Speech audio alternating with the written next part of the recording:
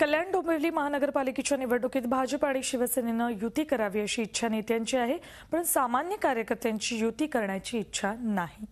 युती करत निवडणूक लढवली की शिवसेनेचे बंडखोर नेते बीजेपीच्या उमेदवारांना पाडतात।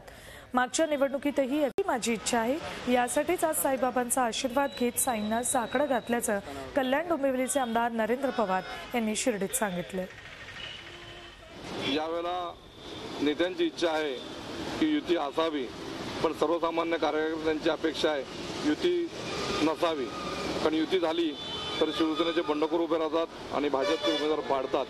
हा गेल्या वेळेचा आमचा अनुभव आहे। त्यामुळे त्याला युतीशिवाय लढलो तर निश्चितपणे भारतीय जनता पार्टीचे जास्तीत जास्त निवडून येतील। या महानगरपालिकेवरती भाजपचा महापौर बसेल आणि या कल्याण डोंबिवली महानगरपालिकेमध्ये जो रखडलेला विकास आहे त्या विकासाला चांगल्या प्रकारची गती देता येईल।